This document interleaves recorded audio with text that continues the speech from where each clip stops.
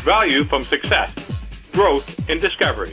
Golden Arrow Resources is a well-funded gold-copper exploration company with proven management and prospective properties in Chile, Argentina, and Paraguay. Golden Arrow trades on the Toronto Venture Exchange, symbol GRG, on Frankfurt, symbol G6A, and the OTCQB, symbol GARWF. For more information, visit us at goldenarrowresources.com or call Sean at 778-686-0135. You're listening to HowStreet.com radio, available online at TalkDigitalNetwork.com. Welcome to HowStreet.com radio, the online source for market opinions.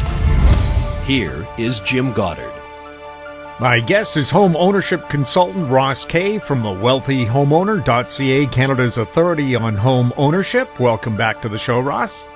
Thanks for having me back on, Jim. Ross, today the national housing data has been released by the Canadian Real Estate Association for November. They say sales and prices have reached record highs. What do you think of their claims? Well, I think what their claims are is that in terms of their sales data, they're stating a fact that their members would like to hear and that supports their members earning commission. What I would also say that it is misrepresentative to the housing market as it has existed throughout 2020. We've got to remember the lockdown changed the trading cycle, okay? So the trading cycle at the national level usually peaks in April. Now, there's various reasons why that happens, but it happens. We have never had a trading cycle that has been extended on through till July. So that means when you're talking about cycles, that means the length of this trading cycle or the frequency of the trading cycle has increased. Now, normally, it's the amplitude of a trading cycle that creates house price illusion. And as the amplitude increases, house price illusion increases. But like all waves, there is another component to a wave, which is called its frequency. And as the frequency in a trading cycle increases, that is another creator of house price illusion. So we had a trading cycle that normally lasted 12 months, and at times it would stretch to 13. But we've never had a trading cycle that has lasted from April of one year till July of another, which is what happened in this year because of the lockdown.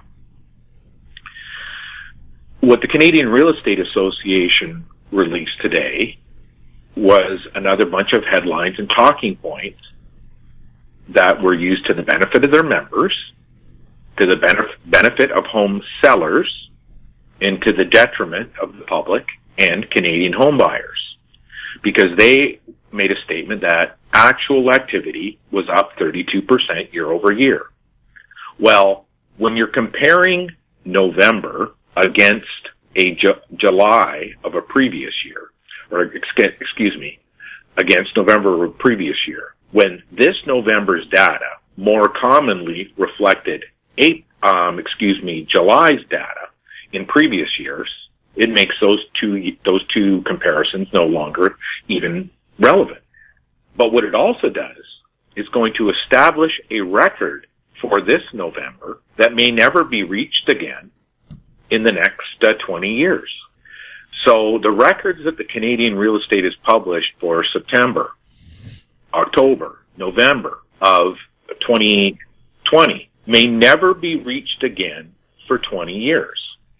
So they're going to have to go back next year at this time and have an excuse why next November's numbers are not even close to this November's record. You didn't hear them this month explaining why this November is an outlier and you really should be comparing it to last year's July. No. They used a positive spin to create fear of missing out, panic, influence buyers so that their members can earn commissions. So what they said was year-over-year change. Now, a year from now, everybody's going to forget what the Canadian Real Estate Association said this month. The press which has never once demanded that the Canadian Real Estate Association prove what they're releasing in their statements, and instead have regurgitated for decades, are also not going to bring up this factor. They're going to allow the Canadian Real Estate Association next year to claim, that last year's number was a result of the lockdown, when they're not doing that exact same thing right now. So the numbers that you're hearing today from the Canadian Real Estate Association, when they're comparing them to last year's year over year, should never take place. So we would never do this. When we're looking at November, we're seeing ourselves that in August, September, October, and November, the Canadian housing market has been cooling down. That's how we see the housing market. The data that we have and the way that we interpret that data clearly shows that this is the common cyclical pattern that has been followed for the last 40 years, except there's a delay in the pattern. So the pattern is caused by the infrastructure itself. So this is not like this is unexpected, but it is no way representative of the way the Canadian Real Estate Association presented it today. These peak prices that you're seeing here in October and November of this year are normally reserved for a previous year's April and May, which is when the multiplicity of sales hits its peak. So the information that was supplied to Canadians today is what we would call, when I had a real estate license, false, misleading, and misrepresentative. And it is something that is illegal for any real estate agent in any province in this country to cite themselves. In other words, if they're to make this comparison, you can file charges against them with the local regulator. The minimum they're probably going to pay is a $5,000 fine, and they'll have to take an ethics course. But this is something that would happen. But if you're not actively involved in a trade in real estate, you really don't care. You're just hearing this from your local news. So what I would say from today's update, Jim, is this. The sales mix was so skewed this month that 81% of all the homes that were on the market could have been purchased for less than what the average buyer was spending in November. 50% of all the homes that were on the market could have been purchased for 66% of what Korea said the average home was worth today. This is how house price illusion works. This is how the public is manipulated. And this is actually what inexperienced real estate brokers believe themselves. Inexperienced to me is someone who's probably been in the business less than 20 years now. Because for the last 20 years, the Canadian Real Estate Association has controlled the stats discussion within the organization. I would also tell your listeners this. You have to go and look at a few of the large real estate boards across Canada who produce monthly housing data, housing stats themselves. And you must ask, why does the British Columbia Real Estate Association or the Real Estate Association of Vancouver not publish new listing counts? Why do they use sales to active listings ratio when the Toronto Real Estate Board uses sales to new listings ratio, and they talk about new listings? Why do the Calgary and the Toronto Real Estate Boards give price point breakdowns of the homes that were purchased in a month, but the Fraser Valley and the Vancouver Real Estate Board do not? Why does the Quebec Real Estate Association produce an aggregated median price when the Toronto Real Estate Board produces an average real estate price and the Real Estate Board of Greater Vancouver produces a benchmark price? Why are the metrics in the major CMAs across Canada that are being presented by local real estate boards covering those CMAs not consistently producing the same stats? Why is it unique in each area? Why is something missing from each of those real estate boards? Why does the Canadian Real Estate Association have to put an asterisk beside any stat that you read today? Why does it have to give credence to the Toronto Real Estate Board in their releases, but they don't have to give credence to the Hamilton Real Estate Board? Why do they have to give centrists in Quebec a block or talking points all to their own that they don't give to the real estate boards in British Columbia? It's all to keep you confused. It's all to keep you off balance. It's all to keep home buyers from finding out the truth of what's been going on. Initially, there was no problem with this.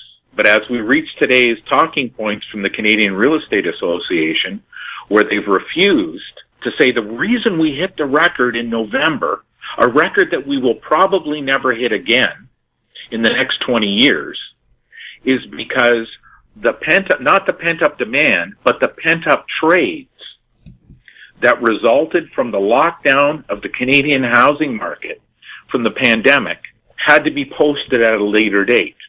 That later date means we should never be comparing this November to last November, because it creates a false narrative that can financially damage Canadian families who go out and buy a home believing this. Because we all know what happens next year, folks. Next year, there will be no pandemic. The vaccine will be in place. That means the following year, 2022, everything will be fully back to normal again, barring another pandemic happening. Our data shows from 1980 till 2019, there has been no change at all in how homes are traded in this country. The pattern is the same. The only change that took place was when COVID hit and the Canadian real estate industry, the home trading industry, was shut down by legislation. We'll have more from Ross Kay right after this. Media recognition from Bloomberg, Reuters, recycling trade publications, patented process for 100% recovery of critical metals, including cobalt, lithium, nickel, manganese, aluminum. American Manganese is focused on recycling lithium-ion batteries for electric vehicles. American Manganese trades on the TSX Venture, AMY, the US, AMYZF, and Frankfurt 2AM. For more information, visit AmericanManganeseInc.com or phone me, Larry Ray, at 778-574-4444.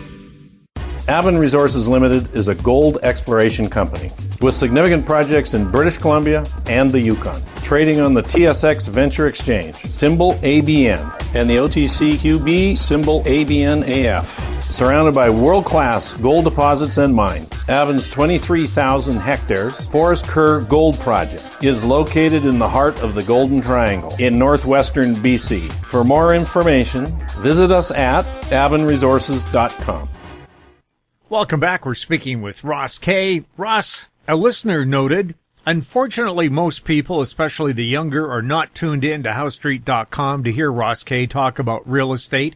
RE/MAX is spouting that house prices will increase by 9% in the new year and condos by 3%.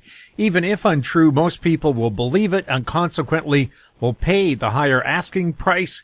And we're also hearing forecasts from other people saying house prices will go up 11%. RBC is warning home prices could drop 30% and condos 9%. Ross, all these numbers being thrown around, is this just a deliberate effort to confuse us? No, I think it really personifies everything we've talked about on the show, Jim, over these last 3 years. It just simply explains the confusion with the leading economic minds in this country over the simplest of housing market facts. You also have stakeholder involvement in the communication of those talking points. Are they released to benefit the public, or are they being released to benefit the stakeholders? Well, we know they're always, and have always been, for the last 40 years anyways, released with the sole legal benefit of the stakeholders. And this is the situation with RE/MAX. When RE/MAX first started using their report, now you have to understand, Jim, that my family were some of the original RE/MAX sales reps in this country. We went coast to coast and were held up as the epitome, the model for the RE/MAX sales team. So when they first initially started doing their reports, they didn't issue them this way. They didn't make grandiose claims. And they also called it purchase price, by the way, when they first started issuing these reports. Great news on the home front was the name of the letter that was first went out. And here we are today, where they're spouting, as your listener has said, about a 9% increase next year, and condos going up 3% increase. So I would word it to the listeners this way, because this kind of explains the problem that we have. If you go into a gym and you're lifting weights and you're lifting 10 pounds, and you come out to your coach the next day and say, "Hey, coach, I increased my weight limit by 10%. And you don't tell them that you're only lifting 10 pounds, but you say, "I increased my weights by 10%. Your coach is probably going to say, "Wow, that's amazing. Good job." Someone else goes into the gym and they've been lifting 50 pounds and they lift, an extra 5%. That 5%, they come and goes, "Hey, coach, I just broke my record by 5%. And the coach says, "Well, that doesn't mean anything. Joe over there, he broke his record by 10%. Well, of course, my record was 25 and Joe's was 1, was 1 in that case. So my record was substantially more than Joe's was. A 10% gain over 10 pounds is 1 pound, and a 5% gain over 50 pounds is 2.5 pounds. So it's 2.5 times greater. But it doesn't sound that way. Now let's go back to house prices and understand what we're saying, because you should never talk about house prices as a percentage. When you hear someone talking to you about house prices in a percentage, understand either they don't know what they're talking about or they're trying to mislead you. Because a 10% house price gain today, when prices are at, say, for the sake of the argument, they announced them today as $600,000 nationally average. That means next year the price would have to increase $60,000. Back in 1990, a 10% increase was $13,000. It's very easy to lift an extra pound. It's really hard when you're trying to lift 2.5 times that amount. It's a big difference. And this is where the confusion takes place. The amount of energy, money, mortgage debt that is required to put into a housing market to get a 9% increase next year is mathematically impossible. When I say mathematically impossible, what I mean to say is that if that happened, the Bank of Canada, the OSFI, would be taking drastic action, because the debt to GDP ratio, mortgage to debt to income ratio, would be jumping off the charts. It would make the 170% that we're talking about today pale in comparison. It was okay for house prices to be stated as a 10% gain when the average price is $150,000, meaning a $15,000 increase. But when they're $600,000, that means a $60,000 gain. The amount of trading that has to be done in order for that amount of house price illusion to be created is staggering. That trading requires mortgage debt to be booked. That mortgage debt is recorded in mortgage debt to income ratios, housing affordability issues, every metric that's out there. So there would be a halt to that before it ever happened. These claims of a 30% house price decrease. If you believe that home buyers are going to spend 30% less next year without interest rates increasing. I've got thousands of acres of swampland in the French River here in Ontario to sell you. It's all underwater right now. There's moose walking across it, but you can't use it for anything. The 30% decrease would require the average home buyer to be spending 30% less, which they will not do. Because the only way they're going to spend 30% less is if two things happen. One, their income drops by 30%. Two, interest rates go up, raising the cost of housing by 30%. Neither one of those things is going to happen. You're going to have people that become unemployed, but not people that see their wages drop. Employers are not going to cut wages by 30%. we will see a certain amount of the population unemployed, and that will impact the first-time buyer market segment of the market, meaning there'll be fewer of them. Home trades will be fewer. When home trades are fewer and you're looking to create house price illusion of $60,000, it's a staggering amount of money that would have to go into the housing market. Now, this is not like when a wealthy Toronto homeowner moves to London, Ontario, and they sell their $1 million townhouse in Toronto, and they buy a $600,000 two-story, 2,500 square foot detached in London, Ontario, which causes the average price in that city to increase in a month by $15 to $16.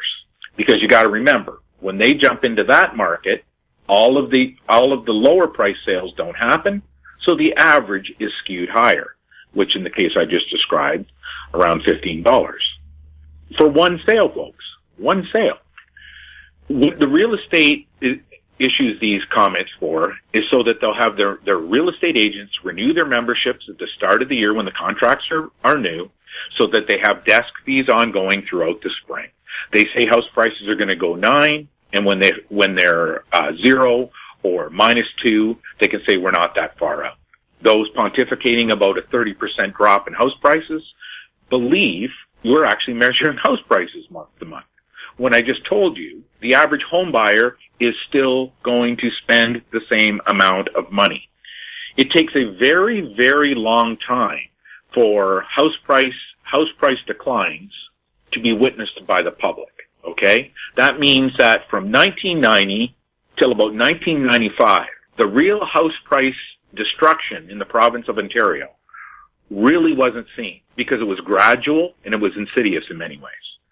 It was only after the fact where people started to say, oh, wow, that house price declines that we recorded, those were historic. That's the same thing that we're seeing right now. And you only need to look back a very short period of time, because what people don't understand is in the province of British Columbia, the negative house price growth, the correction that was ongoing in 2017 off of those 2016 highs, were reciprocal. In other words, peak house price illusion in 2016 mirrored peak house price deflation in 2017. You're never going to find that printed anywhere in the public. In Ontario, peak house price growth in April, March in 2017 was reciprocated by an equal decrease in a couple of months in 2018, excuse me. 2018 had more negative months of house price growth than it did positive months. Yet you don't hear about that anywhere. You don't hear people going back and saying that there was a correction ongoing. This is why we continually say the only thing that actually explains a housing market is a housing bubble popping. And when the housing bubble pops, reality takes hold on every single street where that housing bubble popped. It happens right at the local level.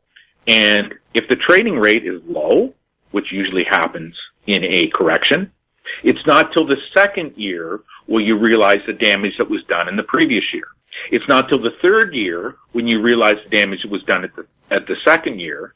And in the fourth year, the damage that's being done is actually a multiple because sales are rising as prices are falling, meaning prices at the street level that neighbors can actually see. Because the reason why no one can claim our $10,000 prize, Jim, that house prices change in 31 days, we say they have never changed in 31 days, is for this reason. Canadian Real Estate Association claimed house prices increased 1.6%, they claimed house prices increased 1.2% month over month between October and November. In other words, they're claiming house prices increased about $8,000, okay? They're saying the average house in Canada increased $8,000. And I would say to them, okay, then surely there's one street in Canada that one of the 140,000 members of the Canadian Real Estate Association can go out and prove on one single street house prices increased by $8,000. I'm sure there's $1 million neighborhood where they can prove House prices increased $12,000, as would be required. There's got to be one street. Obviously, there's not, because they would come out and make us try to look like fools. Here's the proof. They would publish it. They would make it free for everyone on social media. Doesn't happen. Why? Why do local realtors, your local real estate association, housing reporters, issue Twitter blocks for us when we debunk what they put in public? We don't use profanity. We don't talk nasty. We simply say the word false. If they could prove or disprove what we're saying is false by proving it to be true, they could make us look like idiots. That's impossible. They can't.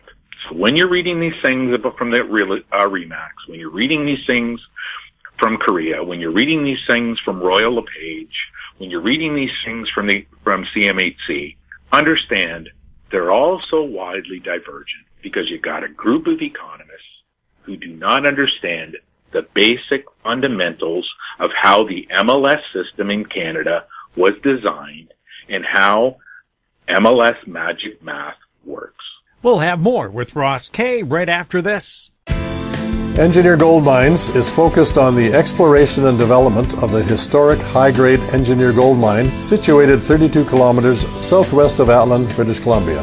Engineer Gold Mines is fully permitted for surface and underground exploration with the drill program now underway. Engineer Gold Mines Limited trades on the TSX Venture Exchange, symbol EAU. For more information, please visit us at engineergoldmines.com. Don't miss out. Stay informed. Receive the HowStreet.com weekly recap with thought-provoking podcasts, radio, and articles delivered to your inbox. Sign up for the HowStreet.com weekly recap on our homepage at HowStreet.com. Welcome back. We're speaking with Ross Kay. Ross, we heard reported 10-year mortgage rates dropping below 2% for the first time ever. How will homeowners react to these low long-term rates, and should you pay the penalty to renegotiate to get that low rate? Well, Jim, 10-year rates have formed the basis, in some ways, the basis of our housing analysts analysis, the basis of our recommendations to the thousands of millionaire homeowners that we helped grow while we were in sales, because it was a foothold into reality.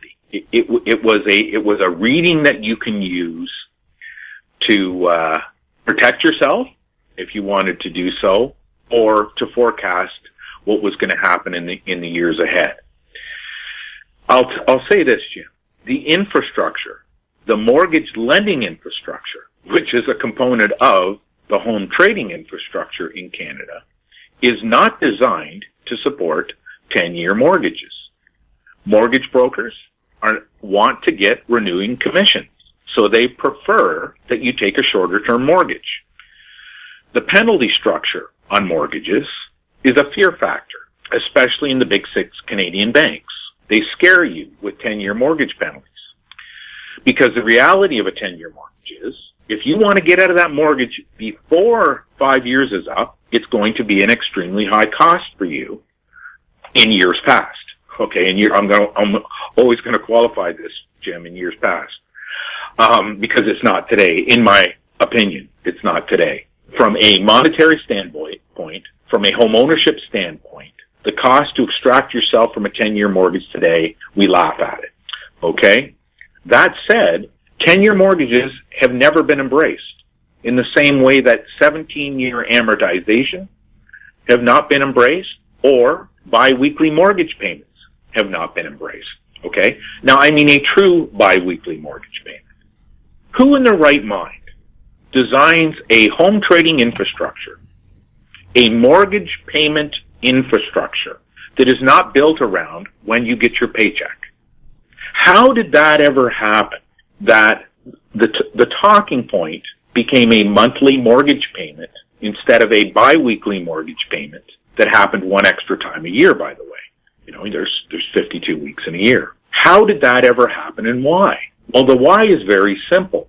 When you look at a month-to-month mortgage payment, and you look at a 25-year amortization, and you look at a variable rate mortgage, you can take the most amount of money possible from the lender.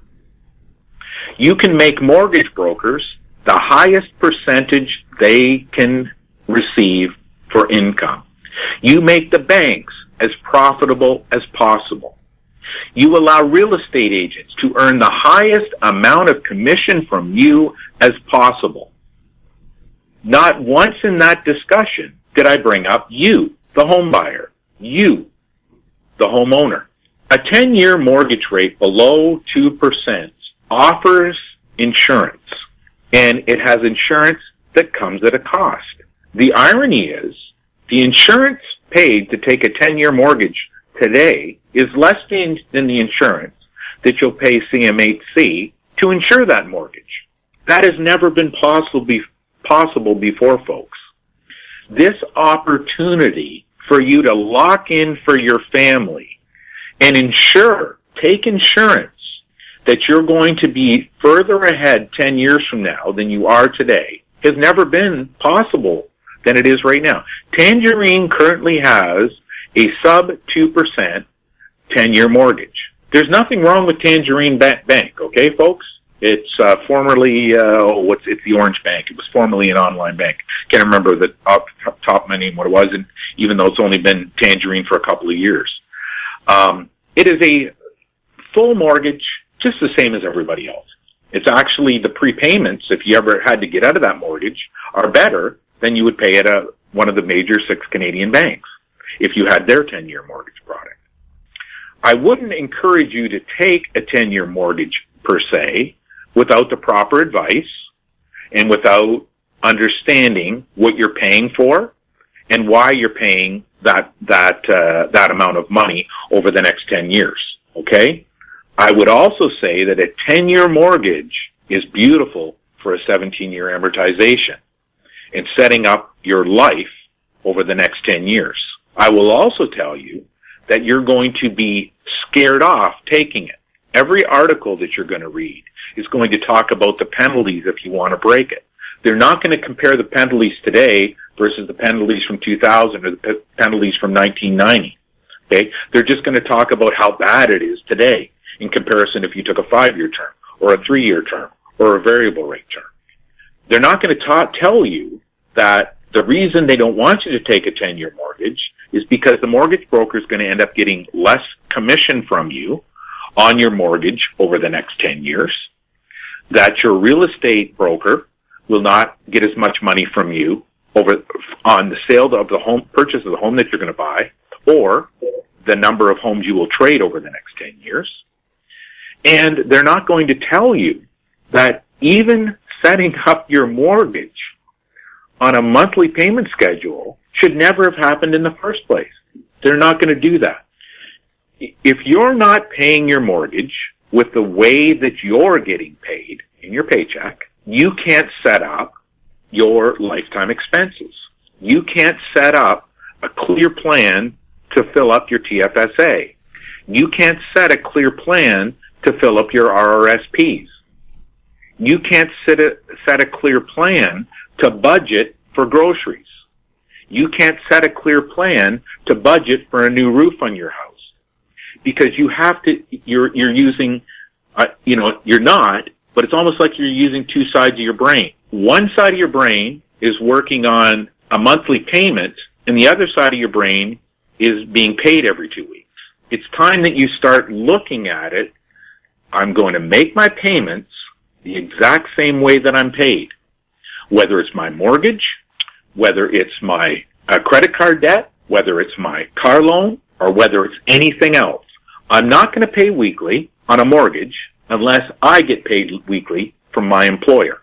I'm not going to pay monthly on my mortgage unless I'm paid monthly by my employer. If I am a seasonal employee or someone who gets income at different rates, i.e. like when you're in real estate sales or in sales of any nature, you're going to receive different earnings at different times of the year, then I'm going to have a 6-month buffer built into my lifestyle. The buffer that you need to have built into your lifestyle on your mortgage should be founded in how you're paid, how your employer pays you. And no one wants you to do that. All of the advice is just the opposite. We want you to pay monthly so that we can get you to get as big a mortgage as possible. We want you to take a variable interest rate mortgage because we want you to be able to get the biggest mortgage possible. We don't want you to do anything. We want you to qualify at the highest gross debt service ratio possible so that you can get the biggest mortgage possible and buy the most expensive home possible. Everything is working against you. You need to formulate a strategy, a lifestyle, so that all of these things are reversed and they start working in your benefit. Because when you have a clear picture of the future, if you have a harmony in how you're paid and where the money goes and when it goes, you're going to have a better life. 10-year mortgage rates below 2% are a singular opportunity that has never existed in the 40 years that we've studied housing data. It has never existed.